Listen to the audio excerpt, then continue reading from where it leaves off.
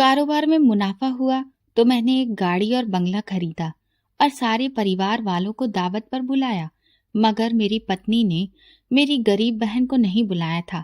दावत के बाद जो भी खाना बचा था पत्नी ने मोहल्ले में बांट दिया। माँ कहती रही कि अपनी बहन के घर भी कुछ खाने को दे आओ, वो बेचारी कई दिन से भूखी है। मगर मैं अपनी पत्नी के कहने पर वहां नहीं गया। अचानक मेरी बहन का फोन आया और उसने मुझे बधाई दी और कहा, मैं और मेरे बच्चे कई दिन से भूखे हैं। आज मैंने तंग आकर अपने बच्चों को जहर खिला दिया है। बहन की ये बात सुनकर मेरा सर शर्म से झुक गया। मैं उस वक्त खाना लेकर दौड़ता हुआ बहन के घर गया, लेकिन सामने का मंजर देखकर मेरे पैरों तले से जमीन खिसक गई। मैं जमीन पर बैठकर पागलों की तरह रोने लगा, क्योंकि मेरी बहन ने, भाई खाना ठंडा हो गया तो माँ तुम पर बहुत गुस्सा करेगी, चलो उठो नाश्ता कर लो। ये आवाज मेरी बहन कविता की थी, जो नाश्ता बनाने के बाद मेरे सिरहाने खड़ी होकर मुझे उठाने की कोशिश कर रही थी। मैं जल्दी से उठा और तैयार होने के लिए वॉशरूम चला गया। पूरे घर में दाल चावल की खुशबू फैली हुई थी। ये खुशबू मुझे मेरे बचपन की याद दिलाती थी। जब भी माँ दाल चावल बनाती थी तो घर का हर कोना महक उठता था और यही खुशबू मुझे अपनी पुरानी दुनिया में ले गई थी। डाइनिंग टेबल पर जैसे ही मैं आकर बैठा, मेरी लाडली बहन कविता मेरे पास आकर बैठ गई। सामने माँ थी, जो व्हील चेयर पर बैठी हुई हमें देख रही थी। उनके चेहरे पर वही ममता भरी मुस्कान थी जो मेरे दिल को हमेशा सुकून देती थी। मैंने चम्मच उठाया और गरम दाल चावल मुंह में रखा। वाह माँ, आज तो मजा ही आ गया, मैं खुशी से बोला। कविता की आंखों में खुशी चमकने लगी थी। वो हमेशा यही चाहती थी कि मैं खुश रहूं। अगर मैं बीमार होता तो वो सारी रात जागती रहती। अगर मैं परेशान होता तो मेरे चेहरे के हाव भाव पढ़कर मुझे हंसाने की कोशिश करती। वो मुझसे 3 साल छोटी थी, मगर प्यार और ख्याल रखने में वो हमेशा माँ जैसी लगती थी। अमन बेटा, हमेशा अपनी बहन का इसी तरह से ख्याल रखना, माँ ने मोहब्बत भरी आवाज में कहा। मैंने माँ की तरफ देखा। उनकी आंखों में एक अलग ही अपनापन और प्रार्थना थी। मैं जानता था कि कविता उनके लिए किसी दुआ से कम नहीं थी।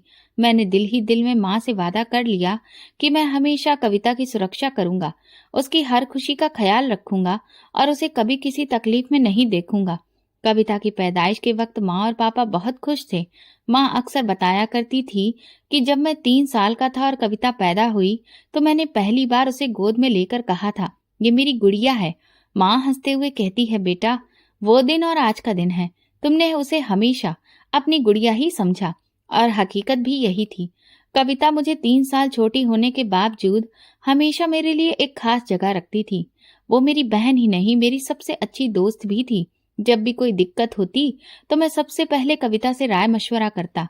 वो मेरी छोटी बहन होने के बावजूद हमेशा बड़ी बहनों जैसा व्यवहार करती थी। अगर मैं बीमार होता तो वो मेरी सेवा में लग जाती। अगर मैं परेशान होता तो वो मेरा मूड बेहतर करने के लिए कुछ न कुछ मजाकिया बातें कह देती। जब माँ बीमार हुई और व्हील चेयर पर आ गई, तब से कविता की जिम्मेदारियां और बढ़ गई थी। वो कॉलेज से आते ही घर के कामों में लग जाती, माँ की देखभाल करती और मेरे लिए खाना तैयार करती। मैं कई बार उससे कहता कि वो अपने आराम का भी ख्याल रखे, मगर वो हमेशा हंसते हुए कहती, भाई मैं तुम्हारी छोटी बहन हूँ। मगर माँ कहती है कि मैं तुम्हारी दूसरी माँ भी हूँ।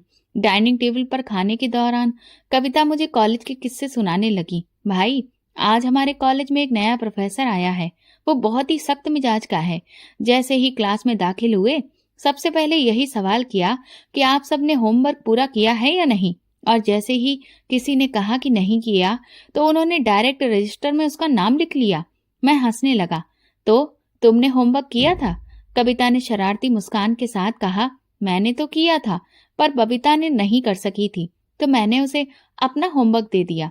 ये क्या कविता, तुम्हें अपना काम दूसरों को नहीं देना चाहिए, वरना इस तरह तो हर कोई बस तुम्हारा ही मुंह देखने लगेगा। मैंने नरमी से समझाया। अरे भैया, वो मेरी दोस्त है। अगर हम दोस्तों की मदद नहीं करेंगे तो फिर ऐसी दोस्ती का फायदा ही क्या? कविता ने बड़ी ही संजीदगी से कहा। मैं मुस्कुराकर सिर हिलाया। कविता की सबसे बड़ी खूबी यही थी कि वो हर किसी की मदद के लिए हमेशा तैयार रहती थी, चाहे वो दोस्त हो, माँ हो या मैं। कभी भी वो किसी को मायूस नहीं करती थी। रात को जब मैं अपने बिस्तर पर लेटा तो दिन की सारी घटनाओं पर गौर करने लगा। कविता की मासूमियत, माँ की मोहब्बत और हमारी जिंदगी की सादगी।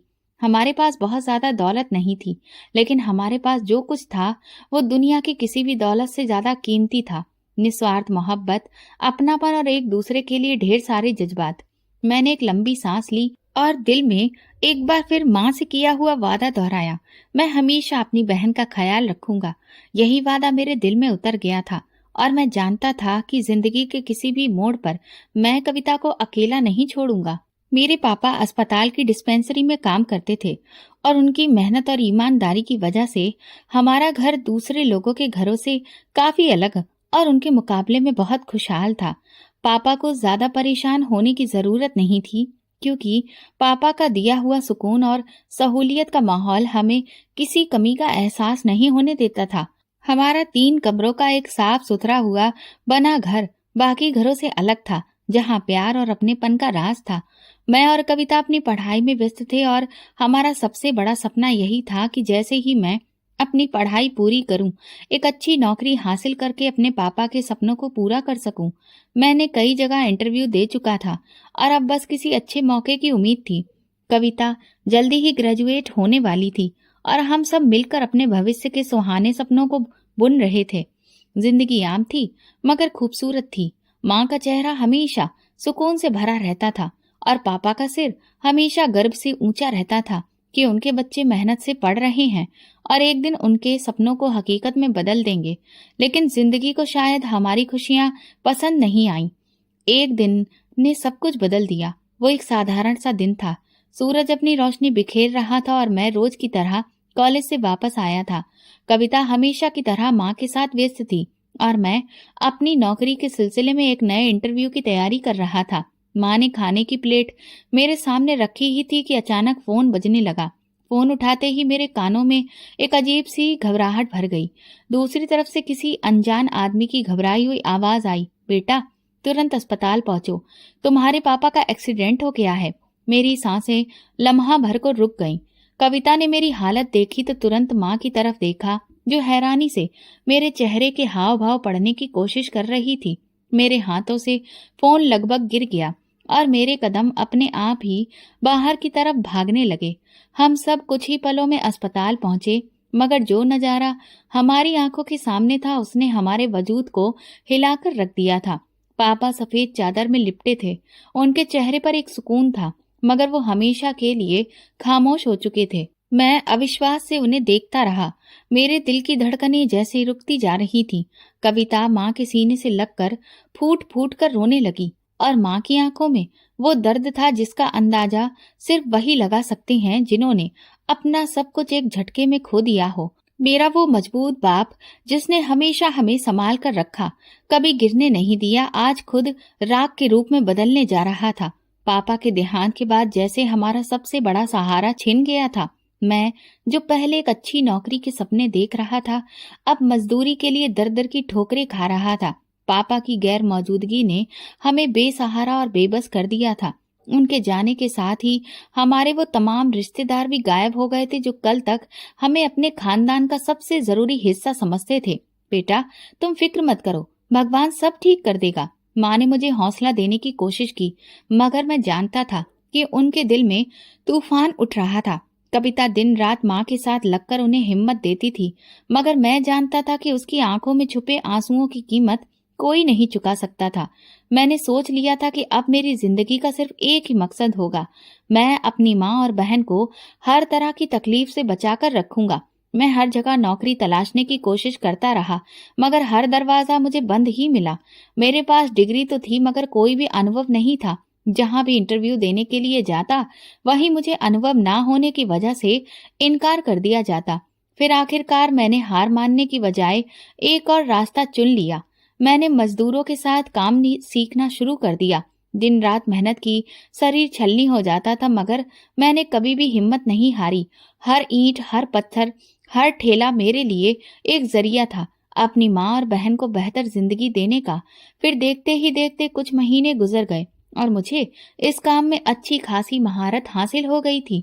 मैं अब एक आम मजदूर नहीं रहा था, बल्कि मिस्त्रियों के साथ काम सीखकर खुद को एक कारीगर बनाने की ठान ली थी। मेरी मेहनत को देखकर ठेकेदार भी बहुत खुश हुआ और अब वो खुद मुझे अच्छी जगह पर काम के लिए भेजने लगा था। पापा की पेंशन भी मिल रही थी और मेरी मेहनत से घर का गुजारा भी होने लगा था। जितनी भी मैं मेहनत कर रहा था, इसके बावजूद भी एक अजीब सी शिकायत हमेशा मेरे दिल में रहती थी। मैं अपने पिता को खो चुका था और अब मेरी जिंदगी सिर्फ मेहनत और कुर्बानी के नाम पर थी। माँ की तबीयत दिन ब दिन कमजोर होती जा रही थी और कविता पहले से ज्यादा खामोश रहने लगी थी। एक रात जब मैं देर से घर आया तो देखा कविता माँ के पास बैठी कुछ लिख रही थी। मैंने उससे पूछा, कविता क्या कर रही हो? वो चौंक गई और तुरंत कागज छुपा दिया। मैंने नरमी से उसका हाथ पकड़ा और कहा, मुझसे कुछ छुपा रही हो? कविता की आंखों में आंसू आ गए।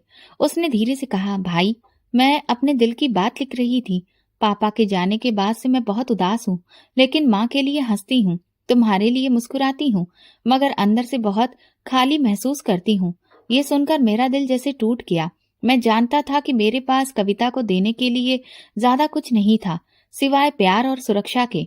मैंने उसे गले लगा लिया और दिल में एक और वादा किया, मैं तुम्हें कभी अकेला नहीं छोड़ूंगा।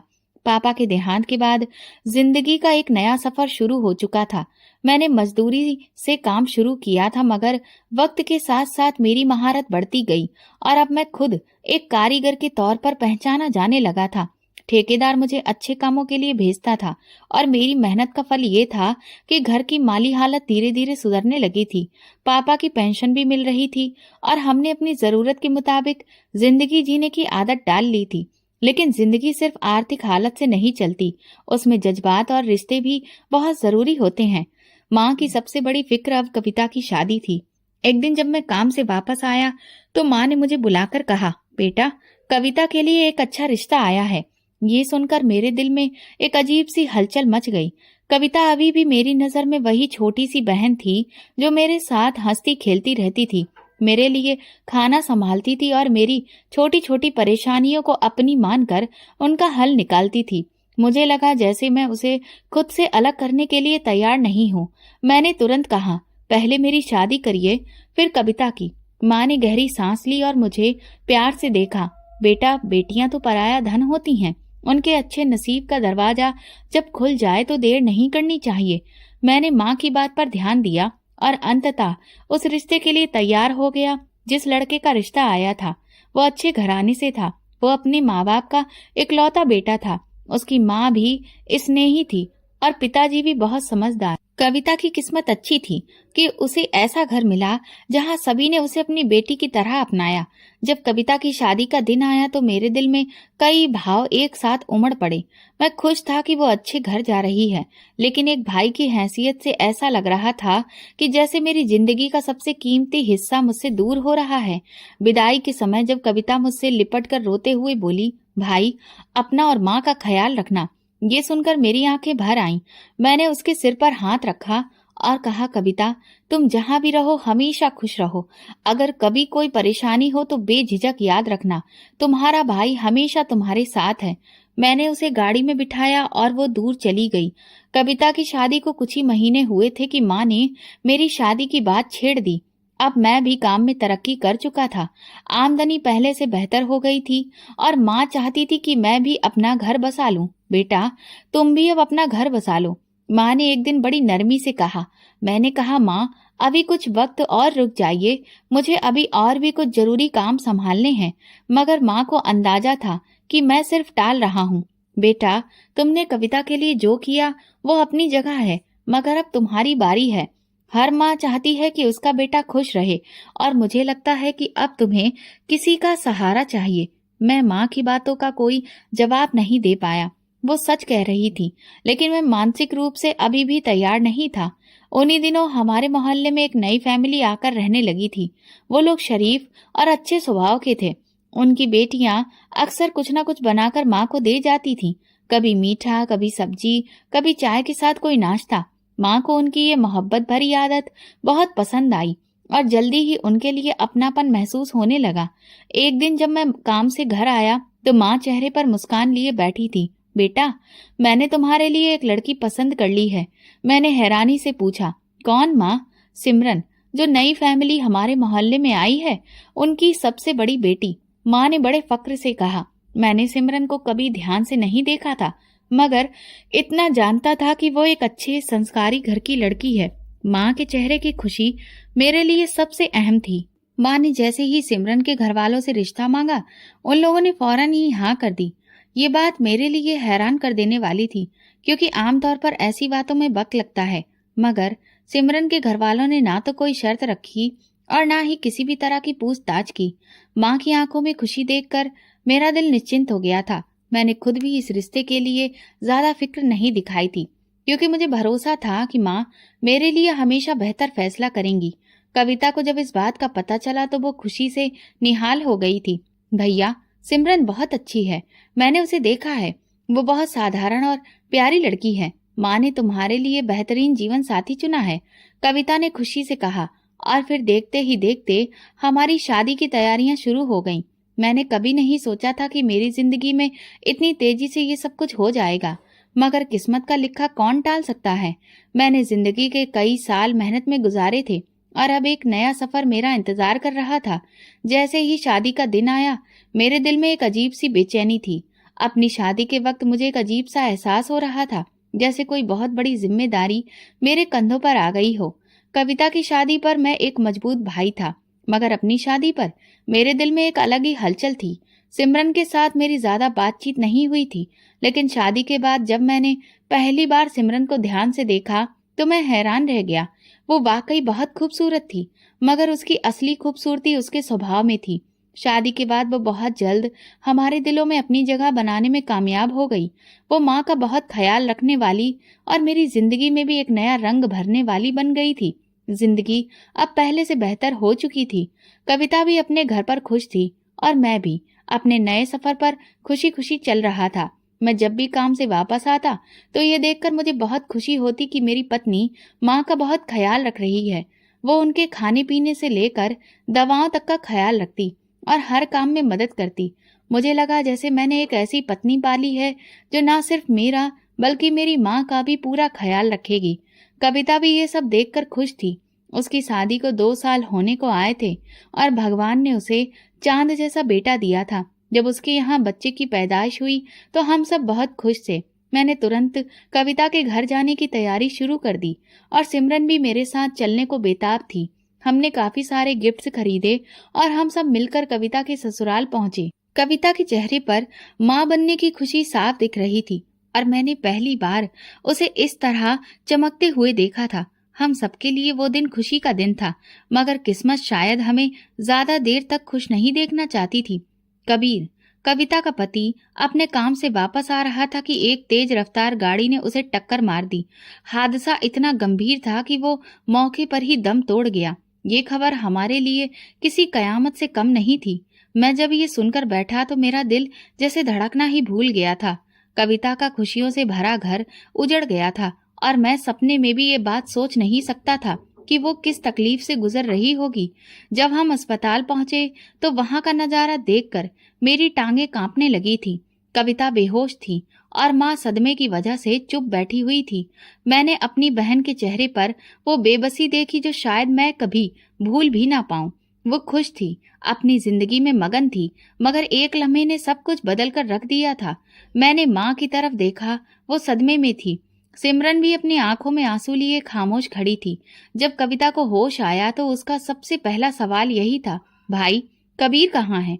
मैं उस वक्त कुछ बोलने की हिम्मत नहीं कर पा रहा था। मैंने उसके हाथ पकड़े, मगर वो बार बार वही सवाल दोहरा रही थी। जब उसे सच्चाई का पता चला तो उसने चिल्ला चिल्ला कर रोना शुरू कर दिया। ये सब देखकर मेरी आत्मा कांप गई। मैंने कविता को अपने गले से लगाया, मगर वो बस यही कह रही थी, ये कैसे हो सकता है? वो मुझे कैसे छोड़कर जा सकता है? वो दिन हमारी जिंदगी के सबसे मुश्किल दिनों में से एक था। कबीर की अर्थी उठी तो कविता की हालत ऐसी थी कि लगता था कि वो भी साथ ही चली जाएगी। मैंने अपनी बहन को इतना कमजोर कभी नहीं देखा था। वो जो हमेशा हंसती मुस्कुराती रहती थी, आज एक बेजुबान बुत की तरह जमीन पर बैठी थी। माँ उसके पास बैठी उसे तसल्ली देने की कोशिश कर रही थी, मगर हम सब जानते थे कि उसका दुख ऐसा है जो किसी के भी शब्दों से कम होने वाला नहीं था। अंतिम संस्कार के बाद कविता के ससुराल वालों ने उससे कहा कि वो अपने बेटे के साथ वहीं रहे। उसकी सास ने कहा, बेटा, अब तुम ही मेरे बेटे की आखिरी निशानी हो, मैं तुम्हें कहीं भी जाने नहीं दूंगी। मैंने कविता को देखा, वो आंसुओं में डूबी हुई थी। मैं चाहता था कि वो हमारे साथ चले, मगर मैं जानता था कि उसके लिए अपने पति का घर छोड़ना आसान नहीं होगा। हम वापस आ गए, मगर हमारे दिलों में एक बहुत बड़ा दुख था। मैं सोच भी नहीं सकता था कि कविता की जिंदगी इतनी जल्दी इस मोड़ पर आ जाएगी। सिमरन ने मुझे हिम्मत देने की कोशिश की, मगर मैं जानता था कि इस हादसे के बाद अब कुछ भी पहले जैसा नहीं रहेगा। रात को जब मैं बिस्तर पर लेटता तो कबीर का चेहरा लगातार मेरी आंखों के सामने घूमने लगता। वो एक बहुत अच्छा इंसान था, जिसने हमेशा मेरी कविता का ख्याल रखा था। मैंने उसे खुद खुशमिजाज और मोहब्बत करने वाला पति पाया था, मगर अब वो नहीं था और मेरी बहन का भविष्य एक बहुत बड़ी परीक्षा में था। मैंने दिल ही दिल में प्रार्थना की, हे भगवान, कविता को हिम्मत देना, उसे सब्र देना, ताकि वो इस मुश्किल से निकल सके। इस परीक्षा की घड़ी में वो मजबूत साबित हो। ये जिंदगी भी अजीब है, कभी खुशियां देती है तो कभी अचानक सब कुछ छीन लेती है। मैंने सोचा था कि कविता हमेशा अपने घर में खुश रहेगी, मगर मैं नहीं जानता था कि उसका भविष्य क्या होगा। मैं बिस्तर से उठकर बाहर गया, जहां माँ हाथ में माला लिए फेर रही थी और आंखें बंद कर भगवान से प्रार्थना कर रही थी। मैं उनके पास जाकर सिर झुका दिया। बेटा, भगवान से प्रार्थना करो, वो सब ठीक करेगा। माँ की आवाज में दुख था, मगर उम्मीद भी थी। मैंने आसमान की तरफ देखा और दिल में सोचा, क्या मेरी बहन की खुशियां कभी वापस आ पाएंगी? कबीर के जाने के बाद जब सब कुछ खामोश हो गया, तो मैंने कविता से कहा कि वो हमारे साथ घर वापस चल चले। वो इस समय के बाद बहुत ज्यादा कमजोर हो चुकी थी और मैं चाहता था कि वो कुछ वक्त के लिए ही सही हमारे पास आकर संभल जाए। मगर जैसे ही मैंने ये बात कही, उसकी सास रोने लगी और कांपती हुई आवाज में कहने लगी, बेटा, मेरा पोता ही अब मेरा आखिरी सहारा है, कविता को मुझसे मत छीनो। कविता के चेहरे पर दुख और बेबसी थी। मैं जानता था कि वो भी अपने पति का घर छोड़कर जाना नहीं चाहती थी। यही वो घर था जहां उसने सपने देखे थे, जहां वो कबीर के साथ खुश रही थी और जहां अब उसकी यादें बसी हुई थी। मैंने कुछ देर खामोशी से कविता की आंखों में देखा और फिर धीरे से सिर हिलाकर कहा, ठीक है कविता, अगर तुम यही चाहती हो तो मैं कुछ नहीं कहूंगा, मगर याद रखो कि मैं हमेशा तुम्हारे साथ हूँ। मैं कविता के ससुराल से वापस आ गया, मगर घर में सब कुछ बदला बदला सा महसूस हो रहा था। माँ गहरी सोच में डूबी रहती थी, सिमरन भी ज्यादा बात नहीं कर रही थी और मैं खुद भी अंदर से बिखरा हुआ था। मेरी शादी को 1 साल होने वाला था, मगर जिंदगी में खुशियां कम होती जा रही थी। सिमरन दिन ब दिन चिड़चिड़ी होती जा रही थी। पहले तो मैंने उसे नजरअंदाज किया, मगर फिर मुझे एहसास हुआ कि उसकी बेचैनी की एक वजह है। उसे बार बार ये महसूस होता था कि वो माँ क्यों नहीं बन पा रही है। वो जगह जगह डॉक्टरों के पास जा रही थी, तरह तरह की दवाइयां ले रही थी, मगर कोई भी नतीजा नहीं निकल रहा था। मैं जानता था कि उसे ये फिक्र अंदर ही अंदर खा रही है कि वो माँ बन भी पाएगी या नहीं, मगर मैं हमेशा उसे तसल्ली देने की कोशिश करता। सिमरन, हमें सब्र रखना चाहिए, भगवान को जो मंजूर होगा वही होगा। मगर मेरी बातें अब उसके लिए बेकार हो गई थी। वो दिन ब दिन और भी ज्यादा कड़वाहट से भरती जा रही थी और इस कड़वाहट का असर अब मेरी माँ पर भी पड़ने लगा था। जो सिमरन पहले माँ की सेवा में कोई भी कमी नहीं करती थी, अब उनसे बेरुखी से पेश आने लगी थी। पापा के बाद मैं हमेशा माँ का सहारा बनने की कोशिश करता रहा था और जब कविता की शादी हो गई थी, तब भी मैंने अपने दिल में ये फैसला किया था कि मैं उनका हमेशा ख्याल रखूंगा। मैं हर महीने कविता को खर्च भेजता था ताकि उसे किसी के भी आगे हाथ ना फैलाना पड़े। वो खुद भी मेहनत कर रही थी, मगर मैं नहीं चाहता था कि वो अपनी जरूरतों के लिए परेशान हो। मगर जब सिमरन को इस बात का एहसास हुआ तो उसने हंगामा खड़ा कर दिया। तुम्हें अपनी बहन की इतनी फिक्र है और तुम्हारी अपनी पत्नी का क्या? मैं तुम्हारे लिए कोई मायने नहीं रखती। वो गुस्से में चिल्लाई, सिमरन, कविता को इस मदद की जरूरत है, वो अकेली है। मैंने उसे समझाने की बहुत कोशिश की, मगर वो और भी ज्यादा भड़क गई। अकेली कैसे है? उसके पास उसकी सास है, उसका बच्चा है, और तुम्हारा क्या ख्याल है? मैं अकेली नहीं हूँ, मैं यहाँ तुम्हारे लिए हूँ, मगर तुम्हें तो सिर्फ अपनी बहन की परवाह है। ये सब रोज रोज बढ़ने लगा था। पहले तो मैंने उसका गुस्सा नजरअंदाज किया, मगर जब उसने माँ के साथ कठोरता और बदतमीजी की तो मुझे सहन नहीं हुआ। बेटा, अगर सिमरन को तुम्हारी बहन की मदद करने से दिक्कत हो रही है तो बस अब कविता को पैसे मत भेजा करो, हम उसका कोई और बंदोबस्त कर लेंगे। मुझे माँ की बातों पर बहुत दुख हुआ। वो जानती थी कि मैं अपनी बहन को कैसे छोड़ सकता हूँ, मगर घर का सुकून बनाए रखने के लिए उन्होंने अपनी ममता को पीछे कर दिया था। मैं माँ के कदमों में बैठ गया और कहा, माँ, आपने हमेशा मुझे सिखाया है कि बहन का हक किसी और से पहले होता है, फिर आज आप ये क्यों कह रही हैं? बेटा, मैं तुम्हारे घर का सुकून खराब होते हुए नहीं देख सकती हूँ। सिमरन तुमसे नाराज है और मैं नहीं चाहती कि तुम्हारी शादी में कोई भी कड़वाहट पैदा हो। मैं माँ के चेहरे को देखकर बेबस हो गया। वो नहीं चाहती थी कि मैं कविता से रिश्ता तोड़ूं, मगर सिमरन के अंदर भर रही नफरत से भी वो डर रही थी। मैंने फैसला कर लिया था कि अब मैं सिमरन को बताए बिना ही कविता की मदद करूंगा। अब मैं चुपके चुपके अपनी बहन के घर कुछ ना कुछ पैसे पहुंचा देता था, कभी किसी दोस्त के जरिए तो कभी खुद जाकर और कभी कोई बहाना बनाकर। मगर मैं नहीं जानता था कि मेरी छुपी हुई मदद का राज कब तक छुपा रहेगा। सिमरन के दिल में मेरे लिए तलखी बढ़ती जा रही थी। वो अब ना सिर्फ मेरी बहन बल्कि मेरी माँ से भी दूर होने लगी थी। माँ की आंखों में वही पुरानी ममता थी, मगर उनकी खामोशी सब कुछ बयां कर रही थी। ये शादी अब सिर्फ एक रिश्ते का नाम रह गई थी, जिसमें मोहब्बत कम और शिकायतें बहुत ज्यादा हो चुकी थी। कभी कभी रात को मैं जागता और सोचता कि ये सब कहाँ गलत हो गया। क्या सिमरन ठीक कह रही थी? क्या मैं अपनी बहन को ज्यादा ही अहमियत दे रहा था? मगर दिल हमेशा एक ही जवाब देता, बहन का हक सबसे पहले होता है।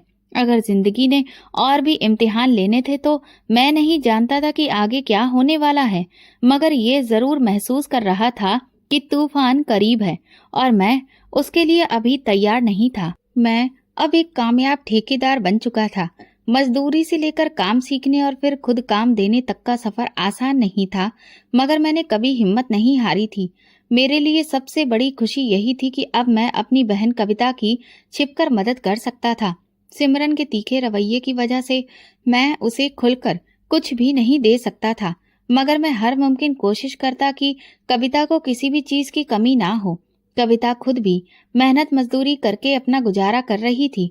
उसने सिलाई का काम शुरू कर दिया था और अपने बेटे की जरूरतें पूरी करने की कोशिश कर रही थी। मैं जब भी मौका मिलता उसके लिए कुछ न कुछ भेज देता, कभी कपड़े, कभी दवाइयाँ, कभी थोड़े से पैसे।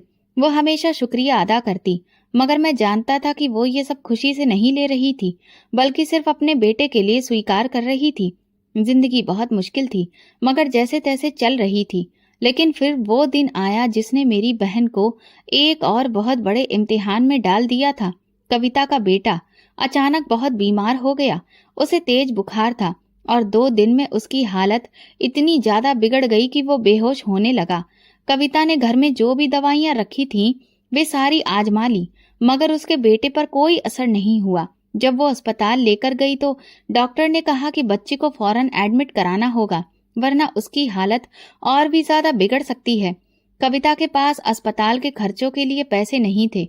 उसने पहले अपनी सास से मदद मांगी, मगर वो खुद परेशान हालत में थी, ज्यादा कुछ नहीं कर सकती थी, सिर्फ प्रार्थना कर सकती थी। आखिरी उम्मीद के तौर पर कविता अपने मायके चली आई। वो बहुत रो रही थी, उसकी आंखों में डर और बेबसी थी। जैसे ही वो घर पहुंची, माँ ने उसे देखा और तुरंत अपनी व्हील चेयर से उठने की कोशिश की। कविता, क्या हुआ बेटी? तुम इतना क्यों रो रही हो? कविता माँ के गले लगकर फूट फूट कर रोने लगी। माँ, मेरा बच्चा बहुत बीमार है। डॉक्टर ने कहा है कि उसे तुरंत अस्पताल में एडमिट कराना होगा, मगर मेरे पास पैसे नहीं हैं। ये सुनकर माँ का चेहरा सफेद पड़ गया। वो जानती थी कि मेरे बिना घर में ज्यादा पैसे नहीं थे। मैं उस समय एक बड़े प्रोजेक्ट के सिलसिले में शहर से बाहर गया हुआ था और माँ के पास उसे देने के लिए कुछ नहीं था। माँ ने एक लम्हा भी गवाए बिना सिमरन के पास जाने का फैसला किया। वो धीरे धीरे उसके कमरे की तरफ बढ़ी और दरवाजे पर दस्तक दी। सिमरन बेटा, मुझे तुमसे एक बहुत जरूरी बात करनी है। सिमरन, जो पहले ही माँ से दूर हो चुकी थी, बेजारी से दरवाजा खोलकर खड़ी हो गई। जी कहिए, क्या हुआ? बेटा, कविता का बेटा बहुत बीमार है, उसे अस्पताल ले जाना है और हमारे पास पैसे नहीं हैं। अगर तुम कुछ मदद कर सको तो भगवान तुम्हें हमेशा खुश रखेगा। सिमरन ने माँ की बात सुनी और फिर तंजिया मुस्कुराकर बोली, तो अब आपको मेरी जरूरत महसूस हो रही है? पहले तो आपको सिर्फ अपनी बेटी की फिक्र रहती थी और आज जब मुश्किल आई है तो मेरे पास चली आई हैं। माँ ने आंसू भरी आंखों से उसे देखा। बेटी, मैं तुमसे भीख नहीं मांग रही, बस एक माँ के दिल की फरियाद सुन रही हूँ। सिमरन की आंखों में घमंड था। वो एक लम्हे के लिए खामोश रही, फिर अचानक दरवाजे से बाहर निकली और आंगन में खड़ी कविता की तरफ देखा। तुम्हें हर बार मेरे पति के पैसों की ही जरूरत क्यों पड़ती है? तुम खुद कमाती हो ना, तो खुद ही सब कुछ क्यों नहीं संभालती? अपना घर, अपना बच्चा। कविता ने हैरानी से सिमरन को देखा। सिमरन भाभी, मैं जानती हूँ कि मैं मेहनत करती हूँ, मगर एक माँ की मजबूरी को तुम नहीं समझ सकती। मैं अपने बच्चे की जिंदगी बचाने के लिए आई हूँ, कोई भीख मांगने नहीं। सिमरन ने तंजिया हंसी के साथ कहा, ये भीख ही है। मेरा पति तुम पर जितना पैसा खर्च करता है वो काफी नहीं है। हर बार नई कहानी लेकर आ जाती हो। ये सुनकर माँ तड़प गई। सिमरन, ये तुम क्या कह रही हो? कविता तुम्हारी ननद है, तुम्हारा कोई हक नहीं बनता कि तुम उसकी बेइज्जती करो। मगर सिमरन काबू से बाहर हो चुकी थी। उसने माँ की बात को नजरअंदाज करते हुए कविता की तरफ गुस्से में कदम बढ़ाए और उसे धक्का दे दिया। कविता अपनी जगह से लड़खड़ा गई। उसके चेहरे पर अविश्वास साफ दिख रहा था। निकल जाओ मेरे घर से और दोबारा कभी मदद मांगने मत आना। ये नजारा पूरे मोहल्ले ने देखा। कुछ औरतें हैरानी से दरवाजों से झांक रही थीं, कुछ ने आपस में बातें करना शुरू कर दी थीं। माँ अपनी जगह पर पत्थर बनी खड़ी थी, जैसे किसी ने उनकी दुनिया को उलट पलट कर रख दिया हो। कविता जमीन पर गिरी हुई थी, उसकी आंखों में आंसू थे, मगर वो खामोशी से उठी, अपने बच्चे को गोद में लिया और दरवाजे की तरफ बढ़ गई। मोहल्ले की एक बुजुर्ग औरत आगे आई और कविता के कंधे पर हाथ रखकर बोली, बेटी आओ, मैं तुम्हारे साथ चलती हूँ। हम तुम्हारे बेटे को अस्पताल ले जाते हैं। कविता ने नम आंखों से उनकी तरफ देखा और अचानक से उन्हें गले लगाकर रोने लगी। इसी वक्त मैं शहर से वापस आ रहा था। जैसे ही मैं घर पहुंचा, मोहल्ले की एक औरत ने मुझे रोक लिया। अमन बेटा, तुम्हारे घर में बहुत बड़ा जुल्म हो गया है। मेरा दिल ये सुनकर कांप गया। क्या हुआ? उस औरत ने मुझे सारी बात बताई और मेरे पैरों तले से जमीन खिसक गई। मेरी बहन को मेरी पत्नी ने धक्का देकर घर से निकाल दिया था। मैंने तुरंत कविता को फोन किया, मगर उसका नंबर बंद जा रहा था। मैं भागता हुआ माँ के पास पहुंचा। वे सिर झुकाए चुपचाप बैठी हुई थी, उनकी आंखों में आंसू थे। माँ, क्या ये सच है? मैंने पूछा। माँ ने मेरी तरफ देखा, जैसे कहना चाह रही हो हाँ, मगर जुबान खामोश थी। मैंने अपने दांत पीस लिए, मेरा खून खौल रहा था। मैं एक लम्हा भी गवाए बिना सिमरन के कमरे की तरफ बढ़ा। वो बेड पर बैठी अपने नाखूनों में नेल पॉलिश लगा रही थी, जैसे कुछ हुआ ही ना हो। मैंने दरवाजा जोर से खोला और गुस्से से कहा, सिमरन, तुमने मेरी बहन को घर से निकाला? उसने मेरी तरफ लापरवाही से देखा। हाँ, क्योंकि अब मैं और ज्यादा बर्दाश्त नहीं कर सकती। मेरे अंदर जैसे आग लग गई, मेरी मुट्ठियां भिज गईं, आंखों में गुस्सा भर आया था। मैं कुछ कहने ही वाला था कि माँ ने पीछे से मेरे कंधे पर हाथ रखकर कहा, बेटा, गुस्से में कोई फैसला मत करना।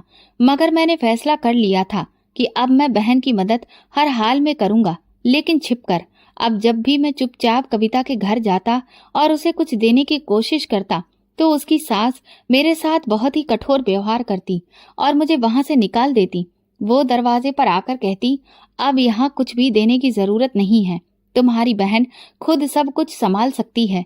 ये शब्द मेरे दिल को चीर कर रखते थे।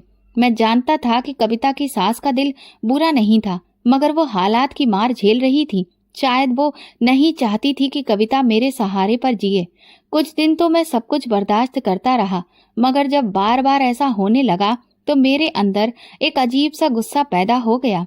अगर कविता नहीं चाहती कि मैं उसकी मदद करूं, तो फिर जबरदस्ती भी मैं नहीं कर सकता था। मैंने दिल से खुद को समझाया और फिर बहन के घर जाना छोड़ दिया। ये फैसला मेरे लिए आसान नहीं था, मगर सिमरन के साथ रोज की लड़ाइयाँ और कविता के ससुराल में बेइज्जती देखकर मुझे लगा कि शायद यही ठीक है। दिन गुजर रहे थे और मेरी जिंदगी का एक और मोड़ आ गया था। मैं अब एक बड़ा ठेकेदार बन चुका था। मेहनत के वे दिन जब मैं मिस्त्रियों के साथ मजदूरी करता था, अब पीछे छूट चुके थे। मेरा काम दिन ब दिन बढ़ रहा था और भगवान ने मेरे काम में और भी ज्यादा बरकत डाल दी थी। एक दिन एक बहुत बड़े प्रोजेक्ट का ठेका मेरे हाथ में आया। ये काम पूरा होने के बाद मुझे इतनी बड़ी रकम मिली कि मैंने तुरंत एक नई और महंगी गाड़ी खरीद ली। वो दिन मेरी जिंदगी का एक बहुत बड़ा दिन बन गया था। सुबह मैंने अपनी गाड़ी को ध्यान से देखा। दिल में खुशी की एक लहर दौड़ गई कि आज मैं उस मुकाम पर पहुंच चुका हूं जहां कभी सपने में भी नहीं सोच सकता था। मैंने गाड़ी को चमकाते हुए सिमरन की तरफ देखा। वो भी बहुत खुश लग रही थी। अमन, हमें इस गाड़ी की खुशी में भगवान के नाम पर खाना बांटना चाहिए, सिमरन ने कहा। मैं हैरानी से उसे देखने लगा। ये बात तुमने कही है? हाँ, क्यों नहीं?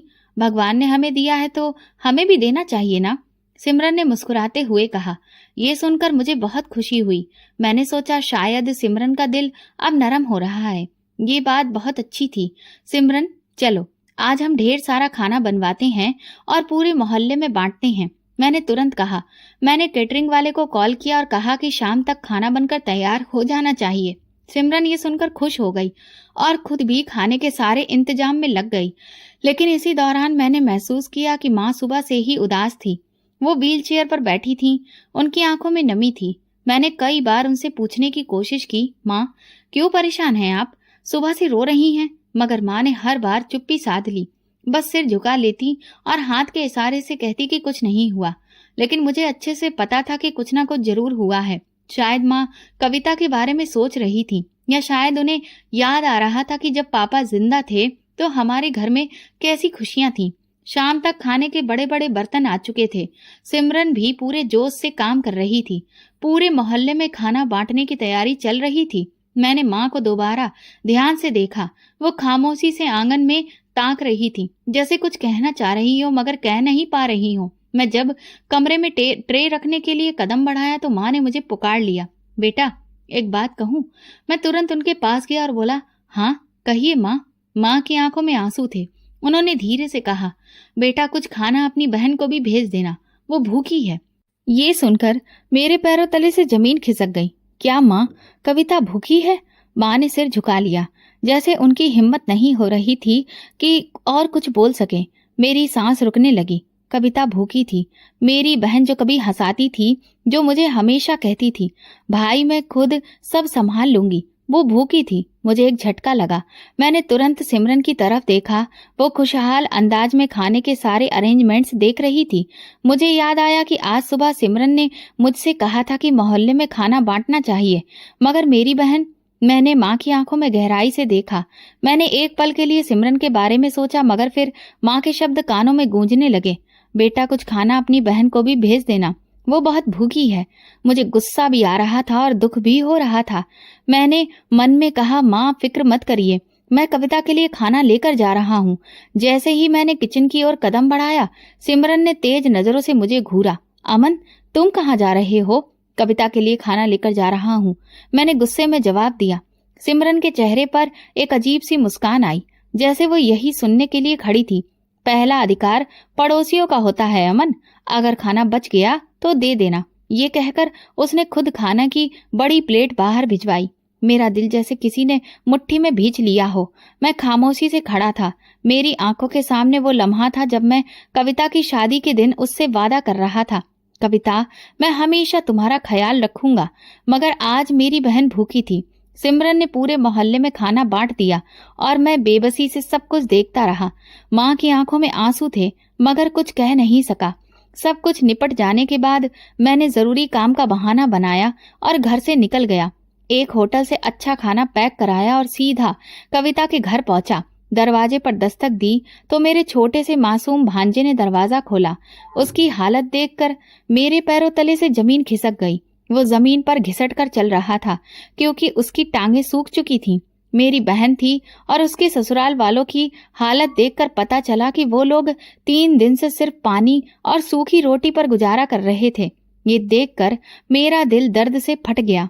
मैंने अपनी बहन को रोते हुए सीने से लगा लिया और फैसला कर लिया कि अब किसी को मेरी बहन पर जुल्म नहीं करने दूंगा। बहन, तुम लोगों की ये हालत कैसे हो गई? मैंने कांपती आवाज में पूछा। कविता ने मेरी तरफ देखा। उसकी आंखों में आंसू थे। भाई, हम 3 दिन से सिर्फ पानी और सूखी रोटी पर ही जी रहे हैं। आज शाम को भी सिर्फ पानी और कुछ टुकड़े ही मिले थे। मेरा दिल जैसे मुट्ठी में आ गया हो। तुमने मुझे फोन क्यों नहीं किया? मैंने किया था भैया, मगर आपका नंबर बंद जा रहा था और माँ ने सिमरन से मदद मांगी तो उसने हमें धक्के देकर निकाल दिया। ये सुनते ही मेरा खून खौल उठा। मुझे लगा जैसे दिमाग सुन्न हो गया हो। मैंने खाना उसके सामने रखा और कविता के बेटे को गोद में लेकर उसके सिर पर हाथ रखा। आज के बाद तुम्हें किसी के आगे हाथ फैलाने की जरूरत नहीं है। मैंने गुस्से में कविता का हाथ पकड़ा और सीधा उसे अपने घर ले आया। जैसे ही मैं घर में दाखिल हुआ, सिमरन ने हमें देखते ही गुस्से में चिल्लाना शुरू कर दिया। ये क्या कर रहे हो अमन? इसे वापस यहाँ से ले जाओ।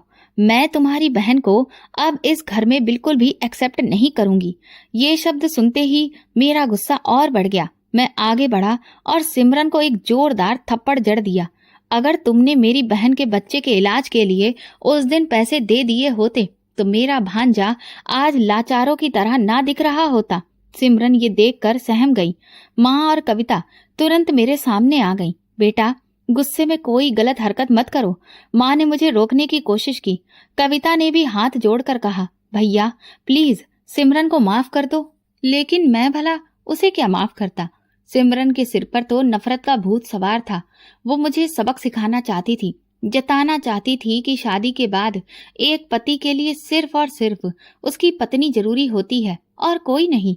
और इसी के चलते कि मुझे अपनी गलती का एहसास हो कि मैंने उसे ना चुनकर अपनी बहन को चुना, उसने अपने मायके जाने का फैसला कर लिया।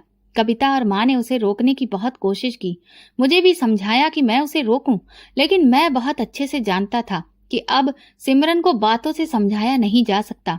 जब तक वो खुद अपनी गलती का एहसास ना करे, तब तक उससे कोई उम्मीद करना बेकार था। और इसी वजह से मैंने उसे नहीं रोका।